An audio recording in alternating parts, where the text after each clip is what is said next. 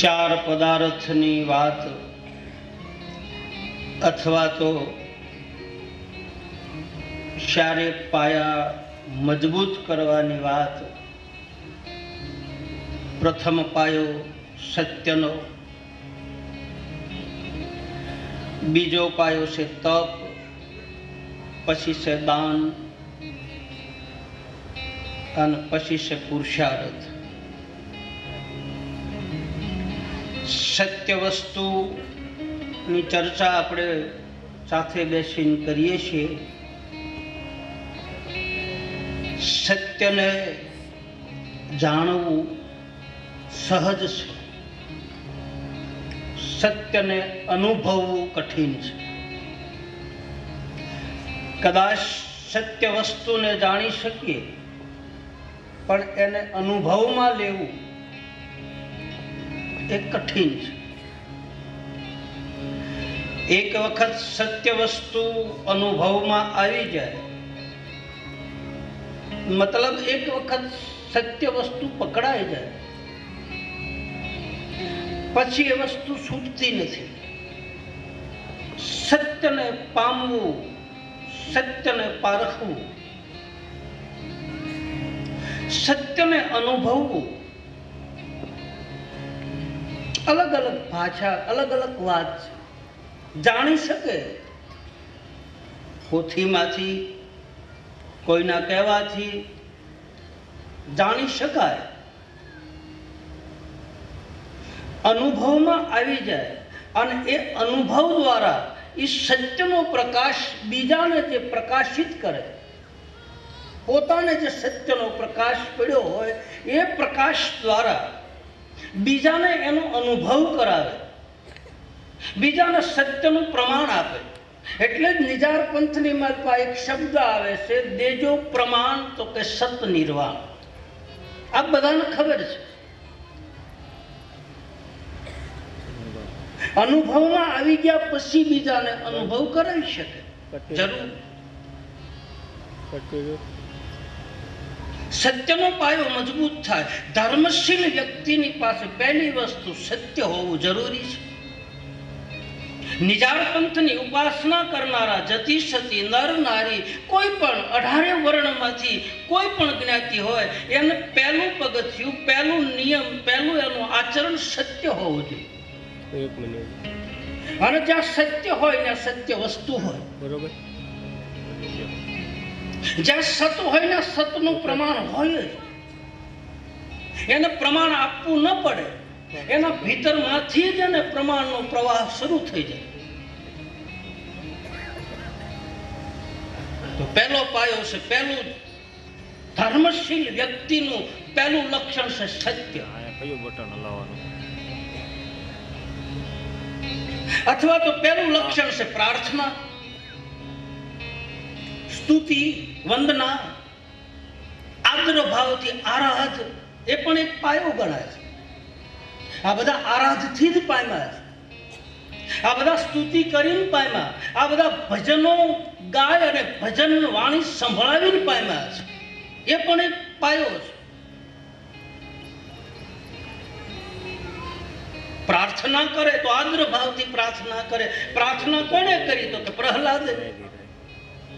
પ્રહલાદની પ્રાર્થના શાસ્ત્રોમાં નિયમ, ભાગવતકાર રામચરિત માનસની કથા, રામદેવજી મહારાજની કથામાં પ્રહલાદનું ચરિત્ર બતાવે.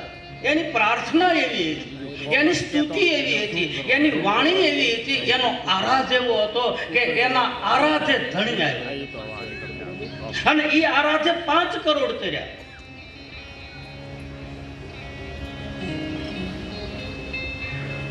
પ્રથમ યુગમાં પ્રહલાદ સીધ્યા, 5 કરોડ લઈને હોદર્યા, નિર્વાણ પદને પામ્યા. આમ આધ્યાત્મિક અર્થ એ થાય કે 5 કરોડ એટલે પંચભૌતિક શરીર થાય. એટલે ગતગંગાની માલપા પંજા મેળવે. પંજા મેળવ્યા પછી બ્રહ્મને પકડે, અંગૂઠાને પકડે કે આની અંદર રહેલા પરમ ચેતન પુરુષને તું પકડી લે, એટલે પંજા મેળવવાનો નિયમ છે. એકદમ ખુલ્લી કથા છે, કોઈ બંધ બારણે કથા છે નહીં. આ બધું ખુલ્લું આપેલું છે. આધ્યાત્મિક માર્ગ છે. રામદેવજી મહારાજનું ચરિત્ર બહુ તત્વજ્ઞાન ભરેલું છે. મેં સવારની કથામાં આપને કહ્યું કે આની માલપા વેદનો નિચોડ છે, ચારે વેદનો આધાર છે. આ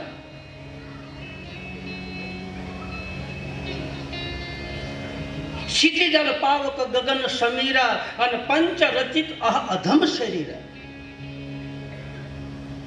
ક્ષિતિજલ પાવક ગગન સમીરા, ક્ષિતિજલ પાવક ગગન સમીરા, ક્ષિતિજલ પાવક ગગન સમીરા, ક્ષિતિજલ પાવક ગગન સમીરા, પંચરચિતય અધમ શરીરા, પંચરચિતય અધમ શરીરા. શ્રી રામ જય રામ જય જય રામ, શ્રી રામ જય રામ જય જય રામ, શ્રી રામ જય રામ જય જય રામ, શ્રી રામ જય રામ જય જય રામ. ક્ષિતિજલ પાવક ગગન સમીરા, ક્ષિતિજલ પાવક ગગન સમીરા, પંચરચિતય અધમ શરીરા, પંચરચિતય અધમ શરીરા. પૃથ્વી જલ અગ્નિ વાયુ આકાશ, ક્ષિતિજલ પાવક ગગન સમીરા અને પંચરચિત અધમ શરીરા.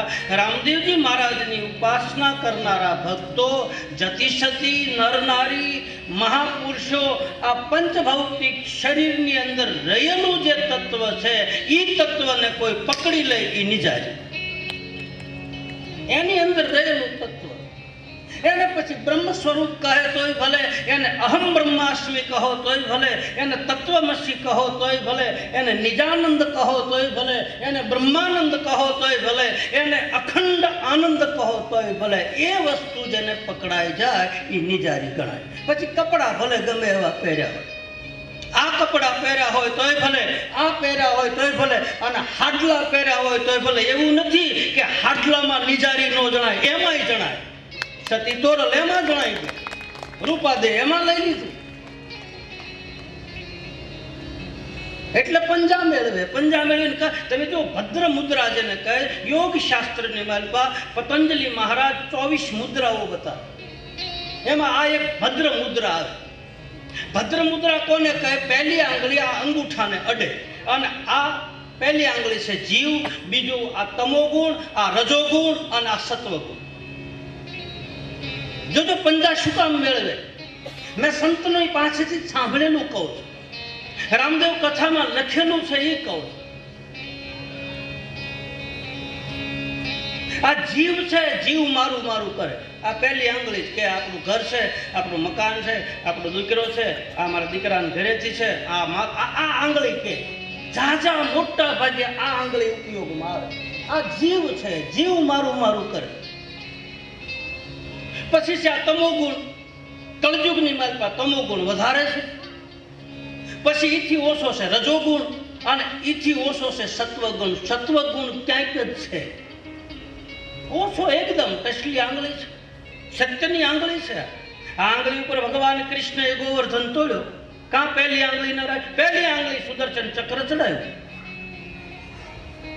જીવની વાસનાને પહેલી આંગળીથી સકરેથી જ કાપી. અને આ અંગૂઠો છે એ બ્રહ્મ છે હારે કે અલગ છે? આની હારે જોડાયેલું છે, 3 ગુણથી ન્યારો છે, અલગ છે.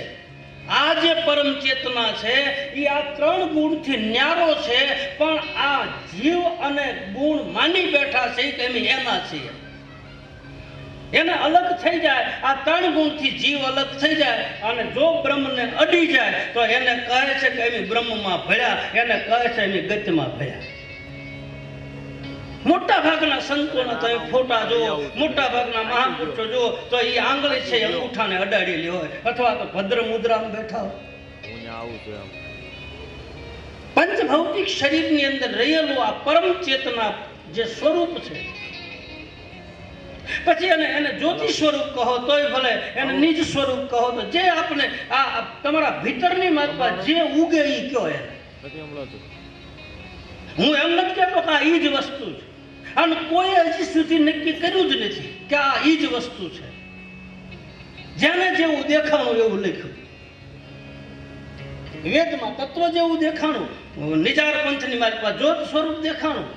કોઈ અંગૂઠા જેવડું કીધું, કોઈ વેચનું કીધું, કોઈ નેતિ નેતિ કહી દીધું, અપાર કહી દીધું. કાનો કોઈ પાર પામે એમ નથી, કોઈ પાવે નહીં પાર ચેરા. નિત્યાનંદ લીલાકરણ તન મન વચન કિયા નાથ તુજકો, સર્વ કર્મ સમર્પણા કર જોરી પુની વિનંતી કરું. હે રામદેવ દયા કરો, મૂલ યોગી હે અનાથ કે તેરા નામ હી એક આશરો.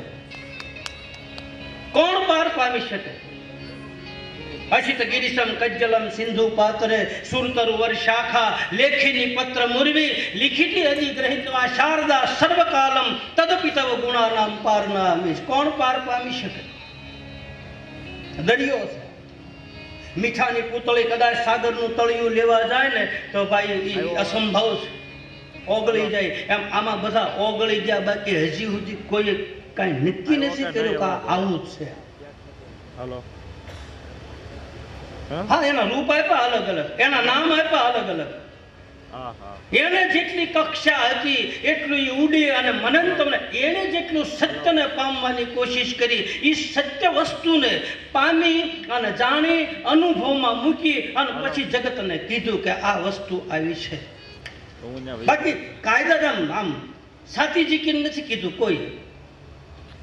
નેતિ નેતિ જ્યાં વેદ કહે છે, મારું મનડું ત્યાં જાવા ચહે છે.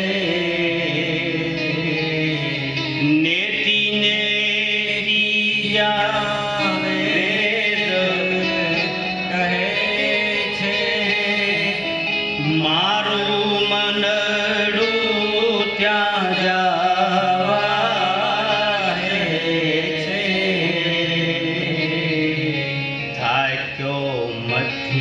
રે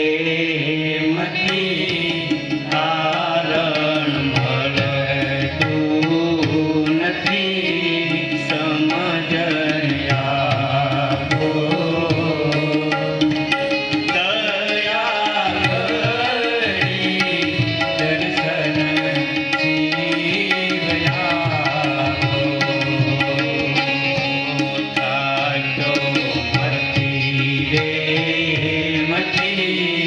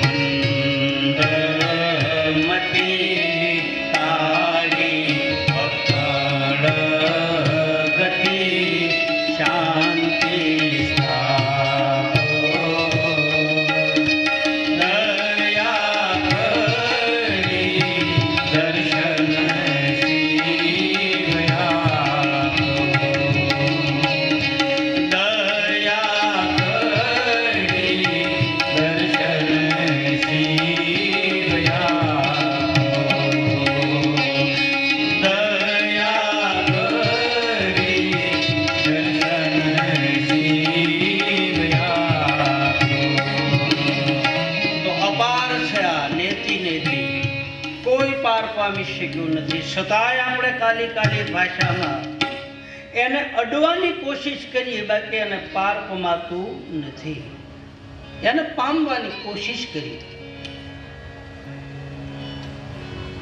તો પહેલો પાયો છે સત્યનો. સત્યને જાણ્યું, માણ્યું, અનુભવમાં આવ્યું અને અનુભવે અનુભવવાળાને બતાવ્યું અને એને નક્કી કરી નાખ્યું કે આ વસ્તુ આવી છે. બીજો પાયો છે તપસ્યા, તપ. તપ ઘણી પ્રકારના આવે છે. દેહાદિક તપ આવે, વાર્ષિક તપ આવે, માનસિક તપ આવે. શિવ મહિમ સ્તોત્રની માલપા પુષ્પદંત આચાર્ય મહારાજ તપનું વર્ણન કરે છે. તપોનિષ્ઠ એક પ્રકારની ભક્તિ બતાવે. દેહનું દમન કરવું મતલબ દેહને થોડી કષ્ટી આપવી, જેથી કરીને આ દેહ ઉપર મોહ અને મમતા રહે નહીં, એટલા માટે દેહને થોડું દુર્બળ બનાવવું, એને તપ કહે. કાયાથી તપ થાય, મનથી પણ તપ થાય. મનથી કોઈ સંકલ્પ કરે અને એ સંકલ્પમાં એ ધીરે ધીરે આગળ વધે તો એને સંકલ્પ સિદ્ધિ પ્રાપ્ત થાય. વાણીનું તપ થાય, મૌન વ્રત ધારણ કરે તો એ વાણીનું તપ છે. દેહને દમન આપી અને દેહને થોડી ઘણી કષ્ટી આપી, એને પીડા આપી અને એ પીડામાં દુઃખમાં હરિભજન થાય એવું સંતો બતાવે. સુખ ઉપર શીલા પડો, હરિ હૃદય છે જાય, બલહારી વાકે દુઃખ કી કે પછી પલ પલ નામ જપાય. આ એક પ્રકારનું તપ છે. આ એકટાણા કરવા, 11 કરવી, બીજ પૂનમના વ્રત કરવા એ તપ છે. એ તપમાં બેઠા પછી ભજન કરવું જરૂરી છે. નકર તપોનિષ્ઠ માણસ જો ભજન ચૂકી જાય તો એની તપની સાધના અવળી થઈ જાય અને અવળી થઈ જાય તો એ શ્રાપિત બની જાય, તો એ શ્રાપ થઈ જાય. એટલે તપોનિષ્ઠ વ્યક્તિને સતત ભજનમાં લીન રહેવું પડે અને જો ભજનમાં લીન ન રહે તો એની સાધનાનો દુરુપયોગ થઈ જાય. એ તપમાંથી ઊભો થાય એટલે કોકને શ્રાપ આપી દે. તપ કરવું અને તપ જીરવું કઠિન છે. બીજો રામદેવજી મહારાજને નિજાર પંથની ધારા ઉપર હાલનારા સંતો અને ભક્તો બતાવે કે આ બીજો પાયો છે, તપનો પાયો છે. તપસ્વી પુરુષ બનવું, 24 કલાક તપ શું કામ કરવું, ભૂખ્યા શું કામ રહેવું? તો એમ કહે છે કે પ્રમાદ ન થાય. બહુ ખાવાથી આળસ પેદા થાય, પ્રમાદ આવે, બગાસા આવે, પગ લાંબા કરવાનું મન થાય, ટેકો દેવાનું મન થાય, ઓછકું લેવાનું મન થાય, હળવે હળવે પાછું ઝોલું ખાવાનું મન થાય.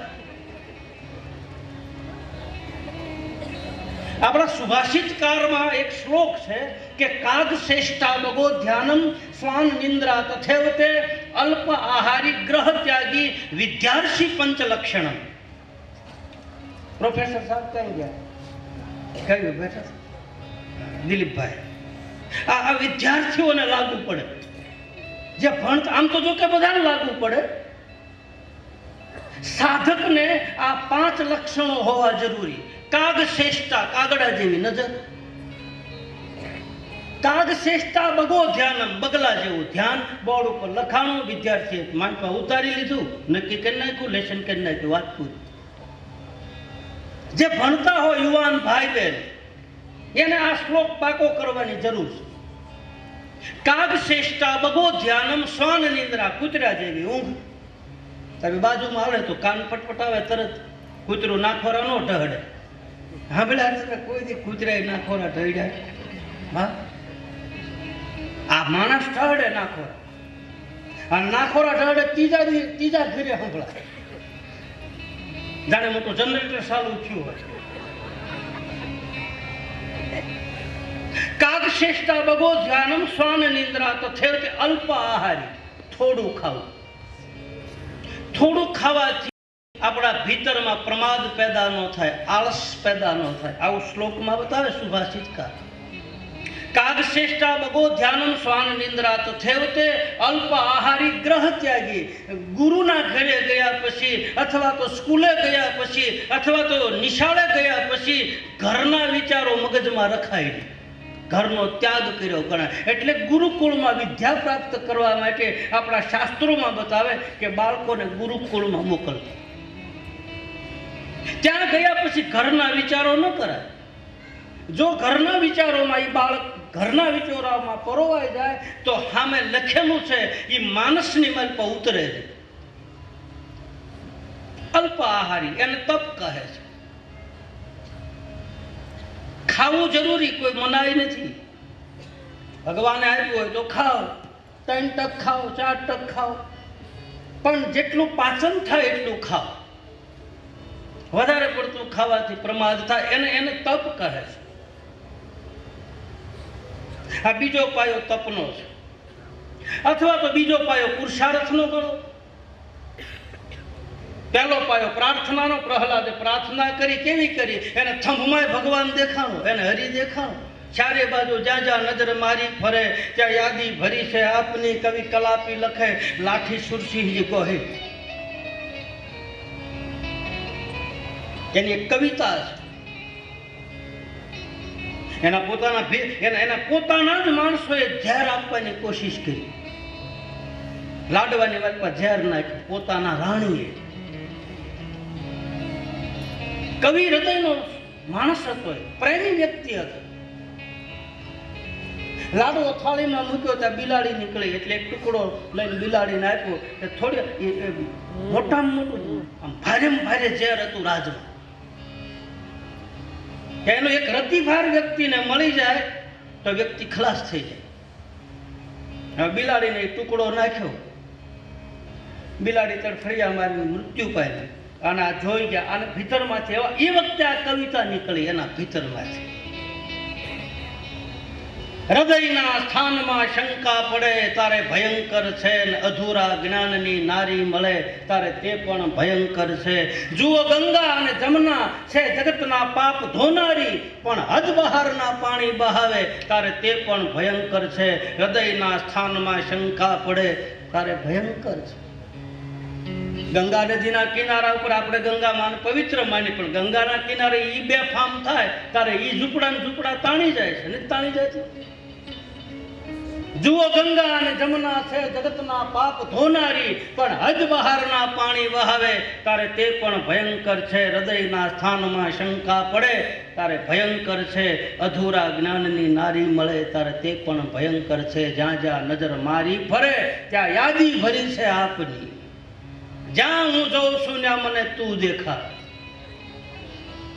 સિયા રામ મય સબ જગ જાની, અન કરહુ પ્રણામ ચોરી જુગ પાની. પ્રાર્થના મારી તમારી એવી હોવી જોઈએ કે આપણને સર્વ સંભાવ થવો જોઈએ, આપણને બધાની માલપા પરમ તેજ દેખાવું જોઈએ. એની પ્રાર્થના સફળ થઈ.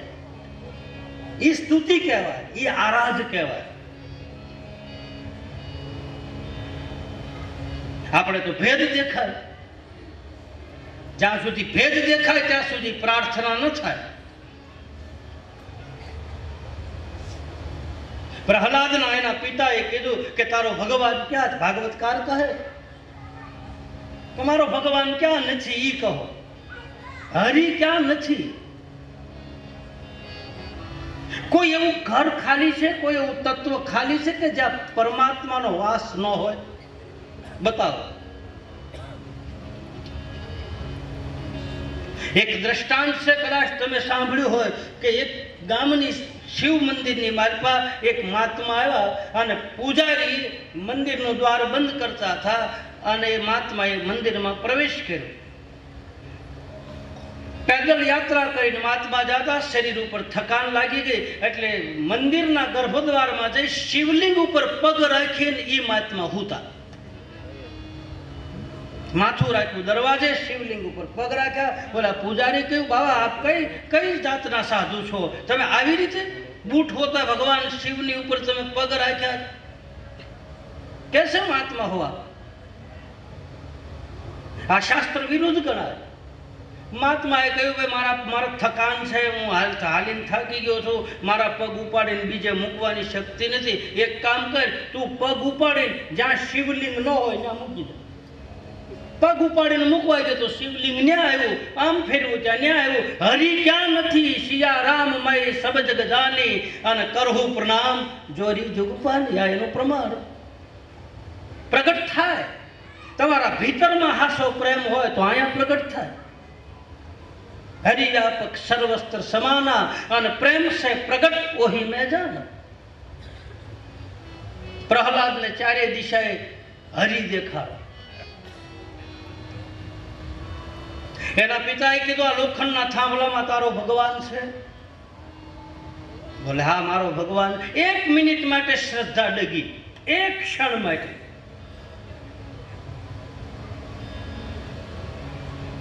प्रहलादनी निष्ठा एवी थी, प्रहलादनी श्रद्धा एवी थी, पण एक क्षण माटे प्रहलादनी श्रद्धा डगी गई, भलभलानी डगी गई। श्रद्धा डगे, श्रद्धा धजानी जेम फरफरे। आ मंदिरना शिखर पर धजा चढ़ावी, नेजा चढ़ावी, शुं काम चढ़ावी खबर छे? दूर तमे आया आवुं होय तो पहेला शुं देखाय?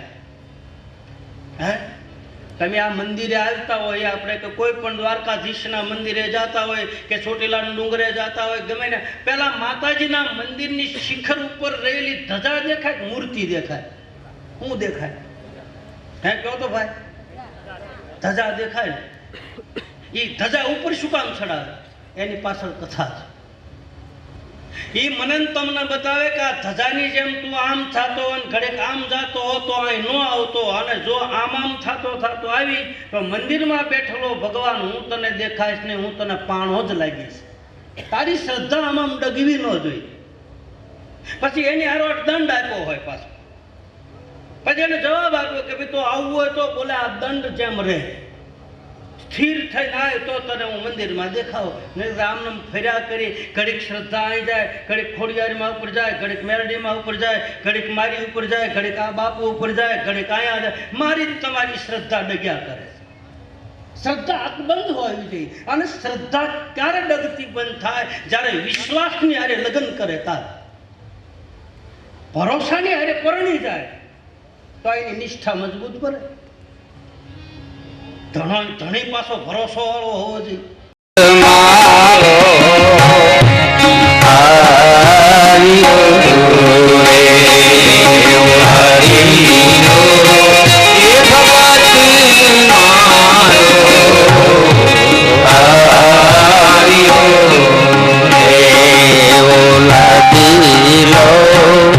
ભગત મારો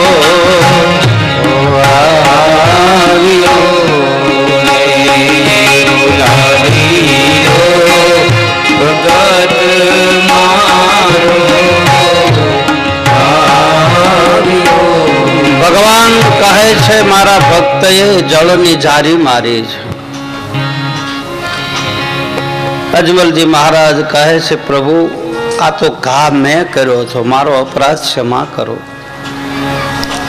ભગવાન કહે છે કે અજમલ મારા ભક્તની હારે હું બંધાયેલો છું, કદાચ મારો ભક્ત મને ગાળો આપે પડે તો મારી મૂર્તિ વેશ્યાવે, ગીરાઓ મૂકે। નરસિંહ મહેતાએ ભગવાનને ગીરાઓ મૂક્યો, કાંઈ પાસે હતું નહીં, અને તમને બધાને ખબર છે, પ્રસિદ્ધ કથા છે ઊંડી, નરસિંહ મહેતાની ઊંડી સ્વીકારી। તો એ શું હતું? ભગવાનની પાસે ગીરાઓ મૂક્યું, એ રહેવા નથી ઝૂંપડું, આને જમવા નથી જુવાર, રહેવા નથી મારે ઝૂંપડું, અને જમવા નથી જુવાર, સાસુ નાણું છે મારે મારે શ્યામળો એ મારી દોલતમાં જાંજને પખાજ રે શ્યામળા ગીરધારી મારી દોલતમાં જાંજને પખાજ રે શ્યામળા ગીરધારી મારે એક તમારો આધાર રે શ્યામળા ગીરધારી મારે એક તમારો આધાર રે શ્યામળા ગીરધારી મારી ઊંડી સ્વીકારો મહારાજ રે શ્યામળા ગીરધારી મારી ઊંડી સ્વીકારો મહારાજ રે શ્યામળા ગીરધારી મારી ઊંડી સ્વીકારો મહારાજ રે શ્યામળા ગીરધારી મારી ઊંડી સ્વીકારો મહારાજ રે શ્યામળા ગીરધારી મારી ઊંડી શામળિયા હાથ રે શ્યામળા ગીરધારી મારી ઊંડી શામળિયા હાથ રે શ્યામળા ગીરધારી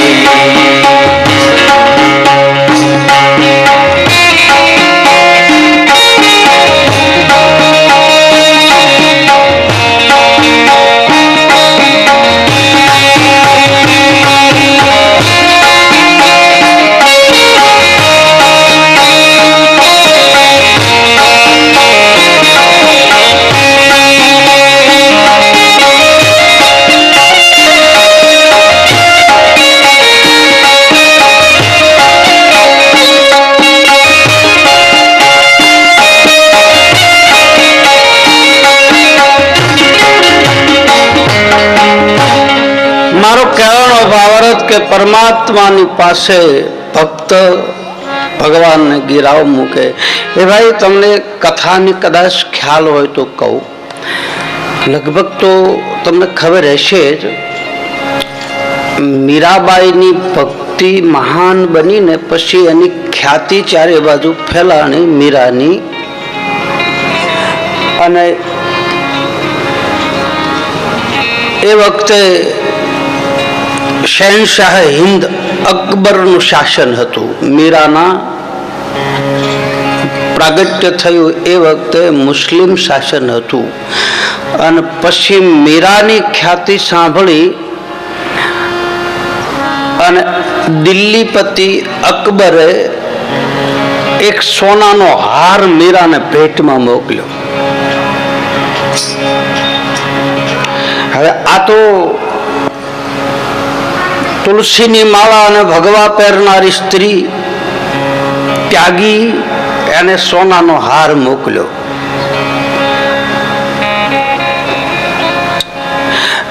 અને પછી થાળ એનો દેવર મીરાની પાસે લઈને જાય અને મીરાને એમ કહે છે કે અકબર બાદશાહે તમારા માટે આ 9 લાખો હાર મોકલ્યો છે. અને પછી મીરાના મુખમાંથી શબ્દો નીકળ્યા તમને બધાને ખબર છે એ હાર ને હીરલા મુझे नहीं शोभे हार ने हीरला मुझे नहीं शोभे હું તો તુલસીની માળા પહેરું મોરી માં મારું મન લાગ્યું ફકીરીમાં મારું મન લાગ્યું ફકીરીમાં. પછી અકબરને હાર પાછો મોકલે છે. એટલે અકબર પોતે મીરાના દર્શન કરવા આવે છે કે આવી સ્ત્રી આવી અબળા હિન્દુસ્તાનમાં રહેતી હોય તો લાય હું એના દર્શન કરું. અને પછી એને અકબર અને મીરાનો સંવાદ થાય અને પછી અકબરે કહ્યું છે કે મેં તમને અમૂલક હાર મોકલ્યો તો તમે પાછો કેમ મોકલ્યો? અને એ વખતે આ નરસિંહ મહેતાએ જે કીધું ને, મારું ઘરેણું મારો શામળો છે, એમ મીરાએ કીધું હતું કે આવા હાર છે ને મારી દ્વારકા વાળાના પગથિયે પગથિયે છે. મીરા બોલી છે, મુझे અબળાને મોટી મોલાતું એ જી શામળો ઘરેણું મારે આસુરે મુझे અબળાને મોટી મોલાતું મુझे અબળાને મોટી મોલાતું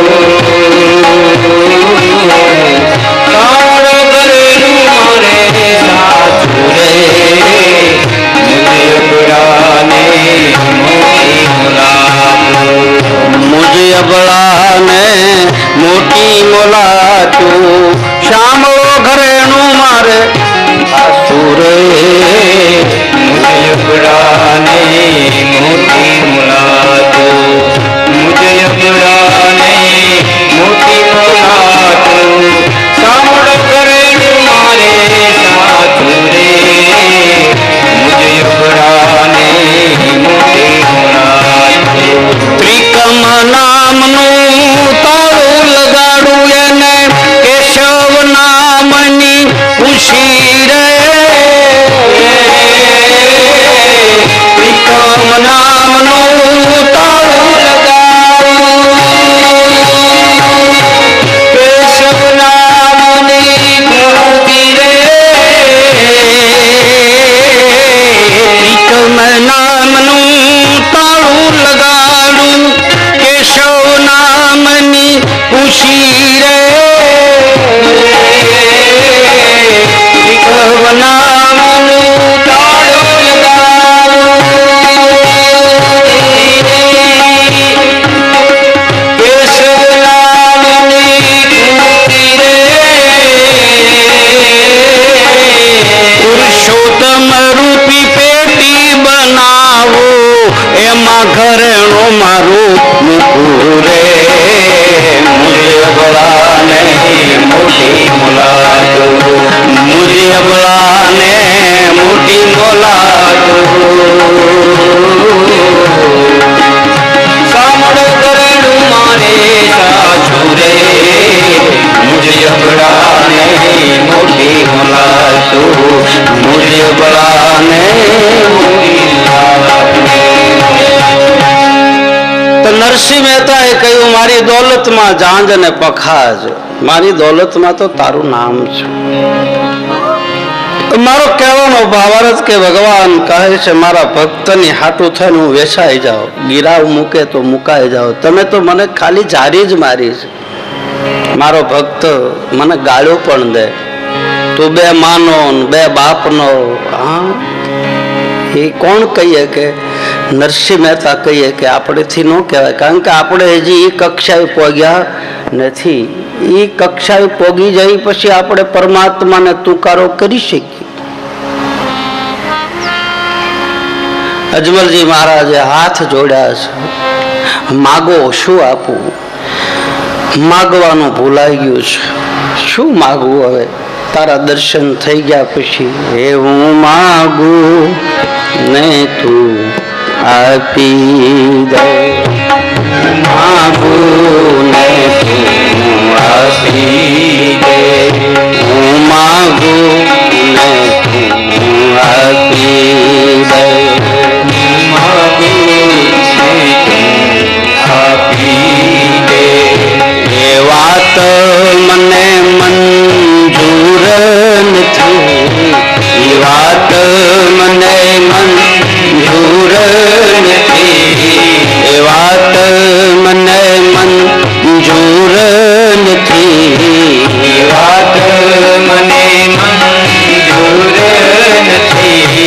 હું હાથ મારા ફેલાવું, હું હાથ મારા ફેલાવું તો તારી ખુદાઈ દૂર નથી. નથી તો તારી ખુદાઈ દૂર નથી. હું માગું નથી હું આપી દે. હે પરવરદિગાર, હે મૌલા. ભાવનગરના કવિ નાજીર થયા, એ નાજીર લખે મસ્જિદના ગુંબદમાં બેઠો બેઠો કહે છે કે હું માગું એ વાત મને મંજૂર નથી, કારણ કે હું તારો બન્યો છું. તારા ખોળામાં બેઠા પછી ભીખ માગવી, तेरा बनकर किसी से हाथ फैलाया नहीं जाता. ध्यान देना बराबर. तेरा बनकर किसी से हाथ फैलाया नहीं जाता. કેમ? મારો ધણી મોટો છે. માગું તો મારી ફકીરી લાગે. હા, માગું જરૂર, પર મારા થાટું થઈને માગવું હોય તો મારા દેહને પણ ગિરાવું મૂકું. તોરલ કહે છે મારું પેટ ભરવા માટે નહીં, બીજાનું ભલું થાય એ માટે કદાચ મારા દેહને ગિરાવ મૂકવો હોય તો સતી તોરલે ગિરાવ મૂક્યો. તમને બધાને ખબર છે સજીરા વાણિયાને ત્યાં પોતાના રૂપને ગિરાવ મૂક્યું કે મારા ઘરે મારો બાપ આવ્યો, મારા ઘરે મારા સંત આવ્યા છે. આ છે ભક્તિ. ભક્તિમાં તો બાપ મારે તમારે વેચાવવું પડે, ગિરાવ મુકાવવું પડે. ભક્તિ હેલી નથી. ભક્તિ કરવી બહુ કઠિન છે. એ તો આપણને લાગે, બાકી જેને કરી છે એને પૂછજો.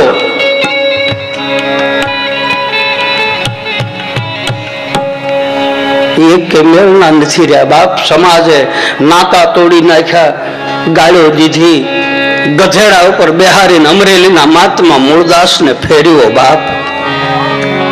આ સમાજ એવો છે. એ કુંવારી દીકરીનું કલંક માથે લીધું, ત્યાં તો જગતે જોડાનો હાર પહેરાયો બાપ. આ ભક્તિ છે ને, જોડાના હાર પહેરવાની ભક્તિ. આ ફૂલની માળા પહેરે છે ને, એને એક દી યાદ રાખજો કે જેટલા જેટલા ફૂલની માળાઓ ડોકમાં પહેરી અને એક દિવસ જોડાનો હાર આવશે, આવશે ને આવશે. એટલે જ એનું નામ હાર છે.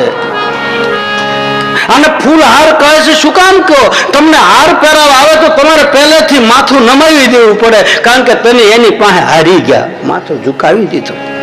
આ તો અંગનમ માથા છે બાપા. આપણના સર ઝુકે નહીં, અને ઝુકે તો એવી જગ્યાએ ઝુકે. તુલસી મસ્તક તબ નમે જબ ધનુષ બાણ લિયો હાથ. મહાત્મા તુલસીદાસજી બિંદ્રાવનમાં ભગવાન કૃષ્ણએ સ્વયં દર્શન આપ્યા, અને બાકે બિહારી હાથમાં વંસરી લઈ અને ઉભો રહ્યો અને કહે છે કે મને પગે લાગ. તુલસીદાસજી કે હું તને નો નમું. કા? કે મારો બાપ તો રઘુવીર છે, રાઘવ છે. તુલસી મસ્તક તબ નમે જબ ધનુષ બાણ લિયો હાથ. અને ધનુષ બાણ હાથમાં લઈને ભગવાન ઉભો રહ્યો. તુલસીદાસજીને કહે હવે કે હવે મારી માને પડખે રાખ, તને એકલાને નહીં, સીતારામ બન. અને પછી તુલસી નમો છે. માથા તો મુકાઈ ગયા, પછી વાત પૂરી, ખલાસ. તારા બનીને પછી હું માગું? હે ભાઈ. અને એની મેળાએ માગ્યા વગર મળે છે. ભગવાન સામેથી 4 વસ્તુ આપે છે. પહેલી વસ્તુ આપે છે અભય અંચળો, બીજી વસ્તુ આપે છે રતન કટોરો, ત્રીજી વસ્તુ આપે છે અમલ ડાબલી, અને ચોથી વસ્તુ આપે છે વીર ગેડીઓ. આ 4 વસ્તુ ભગવાન દ્વારકાધીશ અજમલજી મહારાજને આપે છે. તો આ 4 વસ્તુનો આધ્યાત્મિક અર્થ સંતો અને મહાત્માઓ આના વિશે ચર્ચા કરે છે. તો પહેલી વસ્તુ આપી છે અભય અંચળો, એટલે નિર્ભયતા થાય. નિર્ભયતા, ચાદર ઓઢાડી. તમે કોઈને ચાદર ઓઢાડો અને ચાલ ઓઢાડીને સન્માન કરો ને તો એનો અર્થ એ થાય કે હવે એની તને નિર્ભયતા આપી છે.